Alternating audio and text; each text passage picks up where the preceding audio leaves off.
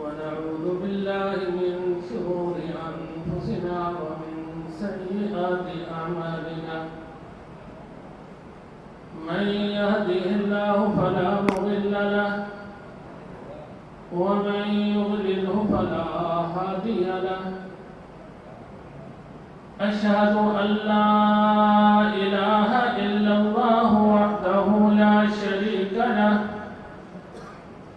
وأشهد أن محمدًا عبده ورسوله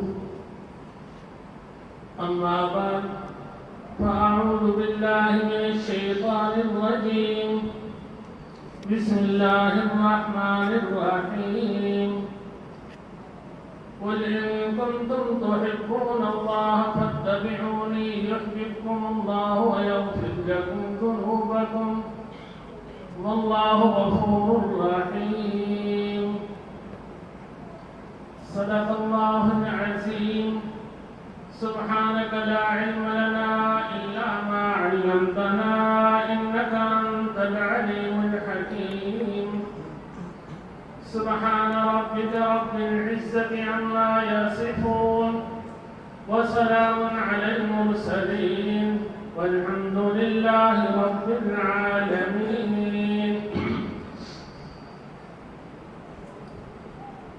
قابل صدر احترام حضرات علماء کرام اور دوستوں اور بزرگوں، ہم یہاں جمع ہوئے ہیں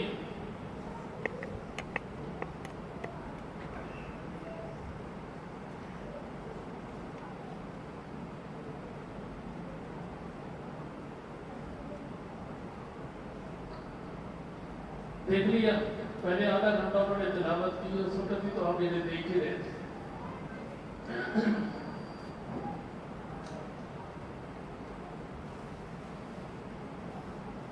ہم یہاں جمع ہیں اور اس جمع ہونے کا ایک سبب ہے۔ وہ سبب کیا ہے؟ ہادی برحق امام الانبیاء حضرت محمد مصطفیٰ صلی اللہ علیہ وسلم سے محبت، آپ صلی اللہ علیہ وسلم سے عشق۔ ہم سب اس محبت اور اس عشق کی وجہ سے یہاں جمع ہوئے۔ اللہ پاک ہمارا یہ جمع ہونا قبول فرمائے۔ اللہ پاک نے ہم سب پر اور پوری امت مسلمہ پہ یہ انعام کیا، یہ احسان کیا کہ ہم سب کو نبی کریم صلی اللہ علیہ وسلم سے نسبت عطا کی، ہم سب کو آپ صلی اللہ علیہ وسلم سے محبت عطا کی، ہمیں آپ صلی اللہ علیہ وسلم کی امت میں سے ہونے کا شرف بخشا، ہمیں آپ صلی اللہ علیہ وسلم کی ختم نبوت میں یقین عطا کیا۔ یہ میرے اللہ کا اتنا بڑا انعام اور اتنا بڑا احسان ہے کہ ساری امت، ساری زندگی اللہ کے سامنے سجدہ ریز رہے، اللہ پاک کے اس انعام کا شکر ادا نہیں ہو سکتا۔ تو میں ایک بات پوچھتا ہوں، آپ سب حضرات اس کا جواب دیں کہ اللہ نے ہمیں نسبت عطا کی تو کن سے؟ رسول اللہ صلی اللہ علیہ وسلم سے۔ ہمیں محبت عطا کی تو کن سے؟ اور ہمیں امتی ہونے کا شرف بخشا تو کن کی امت میں؟ رسول اللہ صلی اللہ علیہ وسلم کی امت. یہ میرے اللہ کا اتنا بڑا انعام ہے، اتنا بڑا احسان ہے کہ اس انعام اور اس احسان کا ہم شکر ادا نہیں کر سکتے. ہم دن رات اللہ پاک کی نعمتوں میں زندگی گزار رہے ہیں. اللہ پاک کی نعمتوں کی ہم پہ بارشیں برس رہی ہیں، دن میں بھی رات میں بھی. اور کتنی نعمتیں اللہ پاک فرماتے ہیں وَإِن تَعُدُّوا نِعْمَتَ اللَّهِ لَا تُحْصُوهَا. اگر تم ان نعمتوں کو گننا چاہو تو گن نہیں سکتے.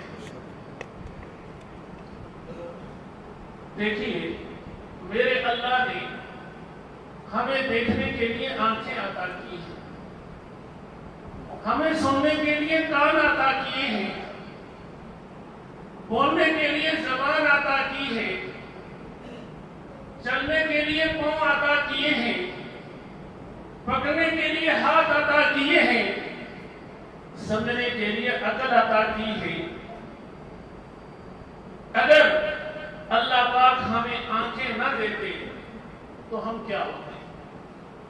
اندھے ہوتے. اگر اللہ پاک ہمیں سننے کے لیے کان نہ دیتے تو ہم بہرے ہوتے. اگر اللہ پاک بولنے کے لیے ہمیں زبان نہ دیتے تو ہم گونگے ہوتے. اگر اللہ پاک ہمیں چلنے کے لیے پاؤں نہ دیتے تو ہم معذور ہوتے. اگر اللہ پاک پکڑنے کے لیے ہاتھ نہ دیتے تو ہم مفلوج ہوتے، ناقص ہوتے، دوسروں کے محتاج ہوتے، عیبدار ہوتے. لیکن اللہ نے کتنا بڑا کرم فرمایا. ہماری کوئی درخواست نہیں، ہمارا کوئی اللہ سے مطالبہ نہیں، بن مانگے اللہ نے دیکھنے کے لیے آنکھیں عطا کی، سننے کے لیے کان عطا کیے، بولنے کے لیے زبان عطا کی، چلنے کے لیے پاؤں عطا کیے، پکڑنے کے لیے ہاتھ عطا کیے. ایک لمحہ کے لیے سوچے اگر یہ نہ ہوتے تو ہم کس قدر ناقص ہوتے، کمزور ہوتے، محتاج ہوتے، اپاہج ہوتے، لنگڑے لولے ہوتے، کیا سے کیا ہوتے. ایک لمحہ ذرا یہ سوچیں کہ اگر ہادی برحق امام الانبیاء حضرت محمد مصطفیٰ صلی اللہ علیہ وسلم دنیا میں نہ آتے تو میں اور آپ کیا ہوتے. ہمیں ایمان ملا تو آپ کے صدقے، ہمیں دین ملا تو آپ کے صدقے، ہمیں اللہ کی پہچان ہوئی تو آپ کے صدقے کہ ہم مانتے ہیں کہ نفع نقصان کا مالک کون ہے؟ اللہ. بناؤ بگاڑ کا مالک کون ہے؟ اللہ. ضرورتیں پوری کرنے والا کون ہے؟ اللہ. حاجت روا کون ہے؟ اللہ. پکار سننے والا کون ہے؟ اللہ. دعا قبول کرنے والا کون ہے؟ اللہ. یہ ہمیں پہچان ہوئی تو کس سے؟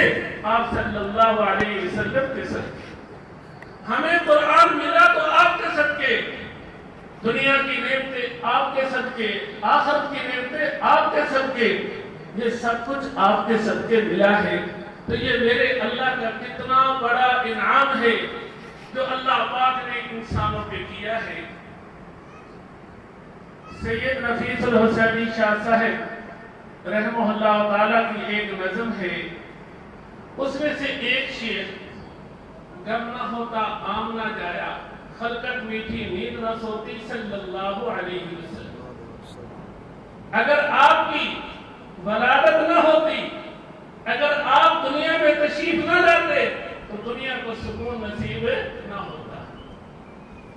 آپ کے آنے سے پہلے پوری دنیا ایک سکتے کی حالت تھی، پوری دنیا مظلوم تھی، ظلم چھایا ہوا تھا.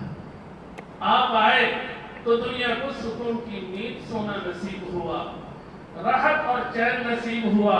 یہ سب کچھ کیا ہے؟ آپ صلی اللہ علیہ وسلم کے صدقے. آپ صلی اللہ علیہ وسلم کا دنیا میں آنا، آپ کا تشریف لانا، یہ اتنا بڑا عظیم واقعہ ہے کہ اس سے زیادہ عظیم واقعہ، اس سے زیادہ مبارک واقعہ، اس سے زیادہ مقدس واقعہ، اس سے زیادہ پرمسرت واقعہ خدا کی زمین پر پیش نہیں ہے۔ سب سے زیادہ عظیم واقعہ، سب سے زیادہ مبارک واقعہ، سب سے زیادہ مقدس واقعہ آپ صلی اللہ علیہ وسلم کا دنیا میں تشریف لانا ہے۔ اور جب آپ صلی اللہ علیہ وسلم دنیا میں آنے والے تھے تو خدا کی زمین پر آپ کے آنے سے پہلے ایک بہت بڑی ہلچل مچ چکی تھی۔ ایک واقعہ قرآن کریم نے اجمالاً بیان کیا ہے، تاریخ میں اسے تفصیلاً بیان کیا گیا ہے، اور وہ واقعہ تقریباً اکثر مسلمان جانتے ہیں۔ وہ واقعہ آپ صلی اللہ علیہ وسلم کی ولادت سے 50 دن یا 55 دن پہلے پیش آیا۔ وہ واقعہ کیا تھا کہ اس زمانے میں حبشہ کا جو بادشاہ تھا اس نے یمن میں ایک حاکم مقرر کیا جس کا نام ابرہ تھا۔ ابرہ نے دیکھا کہ یمن میں جو عرب لوگ رہتے ہیں یہ حج کرنے کے لیے مکہ مکرمہ جاتے ہیں، تو اس نے سوچا کہ وہاں یہ لوگ نہ جائیں، ہم یہاں ایک کنیسہ، ایک گرجا بنا دیں۔ تو اس نے بہت عالی شان، خوبصورت، مزین ایک گرجا بنایا، کنیسہ بنایا، اور اس نے اعلان کر دیا کہ آئندہ حج کے لیے لوگ مکہ نہ جائیں، بیت اللہ کا طواف کرنے نہ جائیں، بلکہ اس گھر کا طواف کریں جو اس نے بنایا تھا، لوگ یہاں حج کریں۔ جب عرب نے یہ بات سنی تو ان میں تو غم و غصہ پھیل گیا، غم و غصہ سے بھر گئے۔ بنی کنانہ کے ایک آدمی نے موقع پا کر کنیسہ میں گیا، اس میں پیشاب بہانا کر دیا۔ اللہ اپنے گھر کی حفاظت کرتے ہیں، اور باطل کے گھروں کی حفاظت نہیں ہوتی جتنا بھی کوئی سوچے۔ اب یہ ابرہ غصے سے بھر گیا، اس نے قسم کھائی کہ میں ان کے بیت اللہ کی اینٹ سے اینٹ بجا دوں گا، میں اسے نہیں چھوڑوں گا۔ اس نے لشکر تیار کیا، دوسرے بادشاہ سے بھی مدد مانگی، اس نے بھی ہاتھی بھیجے، اس نے بھی ہاتھی تیار کیے، اور یہ ایک فوج لے کر مکہ کی طرف روانہ ہوا، اس عزم کے ساتھ، اس ارادے کے ساتھ کہ اللہ کے گھر بیت اللہ کو میں مسمار کر دوں گا، مٹا دوں گا۔ اس ارادے کے ساتھ، اس عزم کے ساتھ چلا ہے۔ جو حضرات حج کرنے جاتے ہیں انہیں پتا ہے کہ مزدلفہ اور مینا کے درمیان ایک جگہ ہے جہاں آ کر اس نے پڑاؤ ڈالا۔ حضرت عبد المطلب آپ صلی اللہ علیہ وسلم کے دادا، ان کے بھی اور دوسرے عرب کے بھی اونٹ چل رہے تھے، اس نے وہ اونٹ قبضہ لیے۔ تو آپ صلی اللہ علیہ وسلم کے دادا اس کے پاس آئے اور اس سے آ کر کہا کہ میرے اونٹ آپ کے آدمیوں نے پکڑ لیے ہیں، وہ مجھے دے دیے جائیں۔ وہ کہتے ہیں مجھے تعجب ہوا ہے کہ میں تو سمجھتا تھا کہ آپ اپنے بیت اللہ کے بارے میں مجھ سے کوئی بات کریں گے، کوئی مذاکرات کریں گے۔ تو آپ نے کیا جواب دیا کہ اونٹ میرے ہیں، میں نے ان کے بارے میں آپ سے بات کی ہے، باقی یہ گھر اللہ کا ہے، اس کی حفاظت بھی اللہ کرے گا۔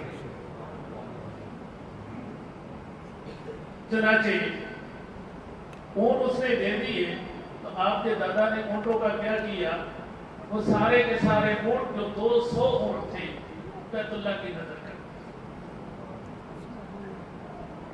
اس کے بعد اعلان کر دیا کہ سب لوگ پہاڑوں پہ چلے جائیں. یہ چند لوگوں کو لے کر بیت اللہ کے سامنے آئے اور اللہ سے دعا کی کہ اے اللہ ہم کمزور ہیں، ضعیف ہیں، تو اپنے گھر کی خود حفاظت فرما. یہ دعا کر کے چلے گئے. پھر اللہ پاک کی طرف سے مدد آئی. اللہ پاک جب کوئی کام کرنا چاہتے ہیں نا تو اللہ پاک کو لو لشکروں کی ضرورت نہیں، فوجوں کی ضرورت نہیں، ساز و سامان کی ضرورت نہیں، اسلحہ کی ضرورت نہیں. اللہ پاک تو ارادہ کرتے ہیں اور وہ کام ہو جاتا ہے. انما امرہ اذا اراد شیئا ان یقول لہ کن فیکون.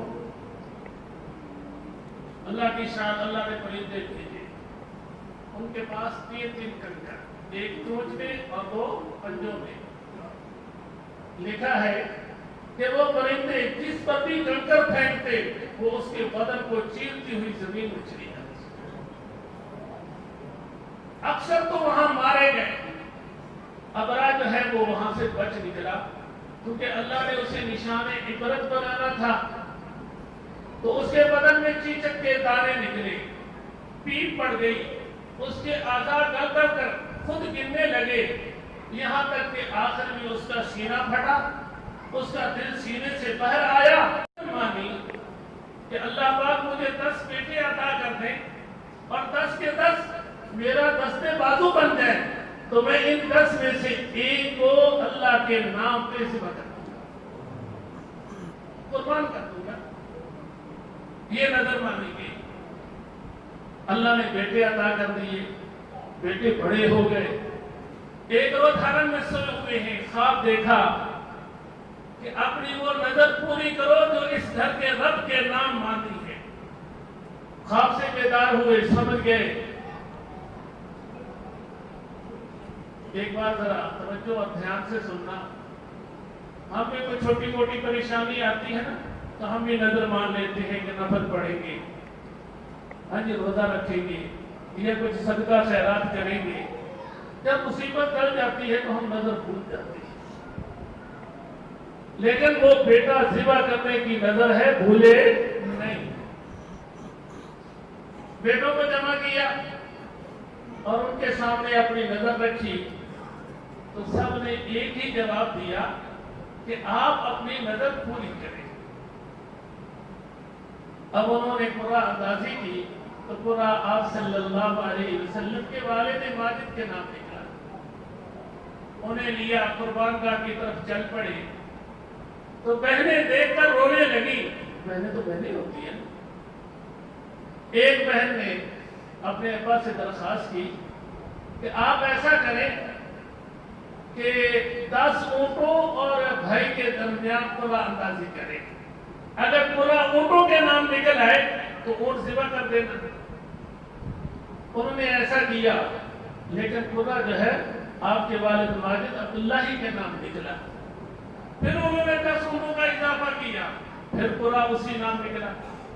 پھر اضافہ کیا یہاں تک کہ 100 اونٹ پورے کر دیے. اب پورا اندازی کی تو پورا جو ہے وہ 100 اونٹوں کے نام نکلا. تو آپ کے دادا نے آپ کے ابا کے لیے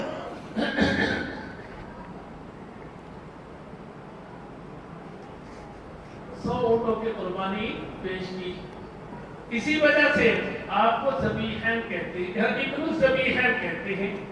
پہلے ذبی حضرت اسماعیل ہیں، دوسرے ذبی آپ کے والد ماجد.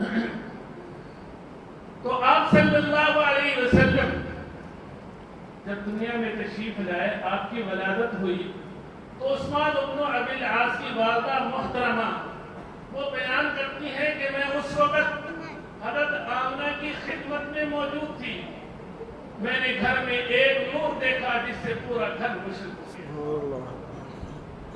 آپ کی والدہ مائدہ بیان کرتی ہیں کہ میں نے اس وقت ایک نور دیکھا جس میں مجھے بصرہ کے محل دکھائے گئے.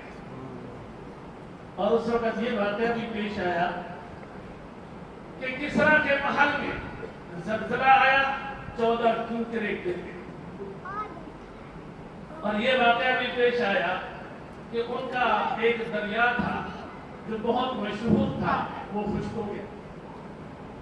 یہ واقعہ بھی پیش آیا کہ 1000 سال سے آتش کدہ میں آگ جل رہی تھی، کبھی بجھی نہیں تھی، وہ آگ بجھ گئی۔ یہ اللہ پاک دکھا رہے تھے، اشارہ دے رہے تھے کہ اب گمراہی مٹنے والی ہے، اب گمراہی چھٹنے والی ہے، اب گمراہی ختم ہونے والی ہے، اور کیا ہدایت کا نور پھیلنے والا ہے۔ پھر اللہ پاک کی طرف سے رفتہ رفتہ اور بہت ساری چیزیں ظاہر کی گئی۔ بالآخر ایک وقت آیا کہ آپ صلی اللہ علیہ وسلم کی بعثت ہوئی، اللہ پاک نے آپ کو سراج منیر بنایا، اللہ پاک نے آپ کو سارے انسانوں کے لیے رسول بنایا۔ وما ارسلناک تو آپ صلی اللہ علیہ وسلم ساری انسانیت کے محسن اعظم ہیں۔ تو ہم سب پر آپ کا حق ہے کہ ہم اپنی پوری زندگی آپ صلی اللہ علیہ وسلم کی اتباع میں گزاریں، آپ صلی اللہ علیہ وسلم کی شریعت کے مطابق گزاریں، جن کاموں کے کرنے کا آپ نے کہا ہے وہ کریں، اور جن سے بچنے کا کہا ہے ان سے بچیں۔ پھر تو یہ ہے وفاداری، اور اگر ایسا نہیں کرتے، منمانی کرتے ہیں، تو پھر یہ وفاداری نہیں ہے، زبانی جمع خرچ ہے، اور زبانی جمع خرچ کا کوئی وزن نہیں ہوتا۔ وزن کس کا ہوتا ہے؟ خلوص کا ہوتا ہے۔ وزن کس کا ہوتا ہے؟ اتباع کا ہوتا ہے۔ وزن کس کا ہوتا ہے؟ وفا کا ہوتا ہے۔ ایسے وفا ہو جیسے حضور صلی اللہ علیہ وسلم کے صحابہ نے حضور صلی اللہ علیہ وسلم سے وفا کی، ایسی اتباع ہو جیسے حضور کے صحابہ نے حضور صلی اللہ علیہ وسلم کی اتباع کی۔ ایک دن آپ صلی اللہ علیہ وسلم خطبہ ارشاد فرما رہے تھے، کچھ لوگ مسجد کے دائیں بائیں کھڑے تھے، تو یہ کھڑے ہو کر گفتگو سننا یہ خلاف ادب ہے، پسندیدہ نہیں۔ آپ صلی اللہ علیہ وسلم کو بھی یہ طریقہ پسند نہیں تھا۔ آپ صلی اللہ علیہ وسلم نے فرمایا کہ بیٹھ جائیں۔ جب آپ نے یہ فرمایا تو حضرت عبداللہ ابن مسعود رضی اللہ تعالی عنہ سڑک پہ آ رہے تھے، مسجد میں داخل نہیں ہوئے تھے، وہ وہیں بیٹھ گئے۔ جب آپ خطبہ دے کر فارغ ہوئے تو آپ نے حضرت عبداللہ ابن مسعود سے کہا، میں نے تو ان لوگوں سے کہا تھا جو دائیں بائیں کھڑے تھے، آپ تو سڑک پہ تھے، آپ سے تو نہیں کہا تھا۔ انہوں نے کیا جواب دیا؟ جب میں نے آپ صلی اللہ علیہ وسلم سے یہ سن لیا کہ بیٹھ جاؤ، تو عبداللہ ابن مسعود میں سکت نہیں تھی کہ ایک قدم آگے چلے۔ سبحان اللہ۔ یہ کیا ہے؟ آپ صلی اللہ علیہ وسلم کا اتباع ہے۔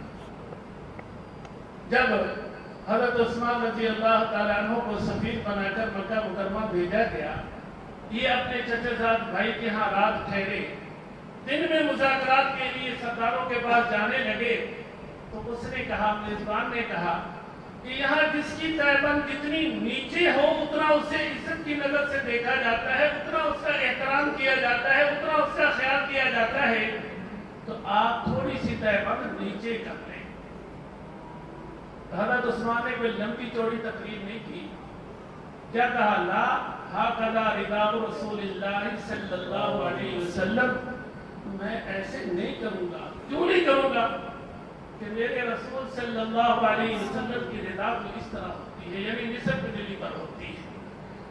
اب یہ لوگ عزت سے دیکھیں، محبت سے دیکھیں، بات سنیں نہ سنیں، حقیر سمجھیں جو بھی سمجھیں، ہمیں اس کی پرواہ نہیں۔ ہمیں تو آپ صلی اللہ علیہ وسلم کو دیکھنا ہے، آپ صلی اللہ علیہ وسلم کا طریقہ دیکھنا ہے اور اس کی اتباع کرنی ہے، ہم نے اس کو چھوڑنا نہیں۔ میں سمجھتا ہوں کہ میں اپنی بات سمیٹ دوں۔ آپ کے پسندیدہ محبوب نعت خواں مولانا شاہد عمران صاحب تشریف لا چکے ہیں، آپ نعت سنیں گے۔ حجی میں پھر کسی موقع پر حاضر ہو جاؤں گا ایسے ماحول میں کہ جس میں نعت خوانی نہیں ہوگی، پھر کوئی تفصیلی بات کر لیں گے۔ اچھا چلو ایک آدھ بات آپ سنا دیں۔ جب ہمارے حضرات صحابہ کرام نے تیسرا کا رخ کیا، انہیں پتا چلا کہ وہ لوگ آ رہے ہیں جو جس طرف کا رخ کرتے ہیں فتوحات ان کے قدم چومتی ہیں، تو انہوں نے ہمارا رخ کیا ہے تو یہاں بھی وہ فاتح بنیں گے، تو انہوں نے مذاکرات کی پیشکش کی۔ تو دو صحابی حضرت ربیع رضی اللہ تعالیٰ عنہ اور حضرت حذیفہ رضی اللہ تعالیٰ عنہ کے وہاں کا جو یہ ذمہ دار رستم تھا، اس نے لوگوں سے کہا کہ تم اتنا انتظام کرو کہ وہ آنے والے لوگ تمہارے ساز و سامان کو، شان و شوکت کو دیکھ کر مرعوب ہو جائیں۔ اب انہوں نے کیا انتظامات کیے؟ اس کے لیے انہوں نے سونے کا تخت رکھا۔ نمبر 2، ریشم کے قالین بچھائے۔ نمبر 3، وہ جو تکیے رکھے وہ سونے کی تاروں سے بنے گئے تھے، اور اس کے علاوہ پتہ نہیں انہوں نے کیا کچھ نظم و نسق کیا، اس خیال سے، اس ارادے سے کہ وہ ہماری شان و شوکت دیکھ کر، ہمارا مال دیکھ کر، ہمارا سونا چاندی دیکھ کر ہم سے مرعوب ہو جائیں گے، ڈر جائیں گے۔ لیکن اللہ کی شان، یہ حضرات جب وہاں گئے تو ان کی صورتحال کیا تھی؟ کئی دنوں کا سفر، گھوڑے پہ سفر، گرد و غبار بدن پہ پڑا، کپڑوں پہ پڑا، میلے کٹیلے کپڑے۔ جب یہ دربار کے پاس پہنچے تو اس نے روک لیا، اس نے لباس دیا کہ یہ لباس پہن کر جاؤ۔ انہوں نے کہا کہ یہ لباس نہیں پہنے گے، مذاکرات انہوں نے کرنے ہیں تو ہم اسی لباس میں جائیں گے، اور اگر انہوں نے نہیں کرنے تو ہمیں مذاکرات کرنے کی شوق نہیں۔ اسی دوران حضرت ربیع کے ہاتھ میں تلوار تھی، جس کا دستہ جو ہے وہ کچھ ٹوٹ گیا تھا اور وہ تاگوں سے باندھا ہوا تھا۔ دربار کہنے لگا کہ تم اس تلوار سے ایران فتح کرو گے؟ انہوں نے جواب دیا کہ تم نے تلوار دیکھی ہے، وہ ہاتھ نہیں دیکھا۔ اس نے کہا کہ وہ ہاتھ دکھا دو۔ کرنے لگے کہ اچھا ٹھیک ہے، آپ ایک سے رام پڑھیں۔ انہوں نے منگوائی، کہا کہ 2 آدمی سے پکڑ لیں۔ حضرت ربیع نے اللہ کا نام لے کر تلوار ماری، اس کے 2 ٹکڑے۔ اس کے بعد آگے گئے تو یہ نہیں کہ وہ قالین بچھے ہوئے تھے اس کے اوپر بیٹھ گئے، نہیں، حضرت ربیع کے بارے میں ہے کہ وہ زمین پر بیٹھے اور اپنا نیزہ جو ہے ان کے قالین میں کاٹا۔ اس نے کہا کہ آپ اوپر کیوں نہیں بیٹھتے؟ کہنے لگے کہ ان پہ بیٹھنا ہمیں پسند نہیں۔ آج ہم کہتے ہیں نا پروٹوکول، جی وہ پروٹوکول نہیں ہے، وہ تو نفرت کی نظر سے دیکھ رہے ہیں، حقارت کی نظر سے دیکھ رہے ہیں، ہمیں باور کرا رہے ہیں کہ ہماری نظروں میں ان چیزوں کی کوئی اوقات ہے نہیں ہے۔ اسی دوران کھانا پیش کیا گیا، حضرت حذیفہ رضی اللہ تعالیٰ عنہ کے ہاتھ سے لقمہ گرا۔ اب آپ صلی اللہ علیہ وسلم کا ارشاد ہے اگر لقمہ گر جائے اسے صاف کرو، کھا لو۔ انہوں نے وہ لقمہ اٹھانا چاہا، کسی نے اشارہ دیا تو کیا کہا؟ کیا ہم نبی کریم صلی اللہ علیہ وسلم کی سنت ان آنکھوں کی وجہ سے چھوڑ دیں گے؟ مطلب یہ ہے کہ کچھ بھی ہو جائے ہم نبی کی سنت پہ رہیں گے۔ آج بادشاہ ہو، ان کے دربار ہو، سلطنت ہو، فوج ہو، لو لشکر ہو، لیکن نبی کا صحابی کسی سے مرعوب نہیں۔ وہاں بھی وہ نبی کی اتباع کرتا ہے، جنگلوں میں جائے تو نبی کی اتباع، صحرا میں جائے تو نبی کی اتباع، شہر میں جائے تو نبی کی اتباع، بادشاہوں کے دربار میں جائے تو نبی کی اتباع۔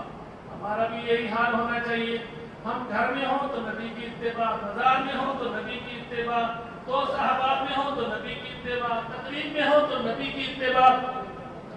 اگر ہم ایسا کر لیں تو یہ تو نہیں ہے کہ ہم آپ صلی اللہ علیہ وسلم کے احسانات کا شکر ادا کر سکیں گے، نہیں، شکر نہیں ادا ہوتا، لیکن اتنا ہے کہ ہماری آخرت بن جائے۔ تو دعا فرمائیں کہ اللہ پاک ہم سب کو ایسا کرنے کی توفیق بخشے۔ للہ رب العالمین۔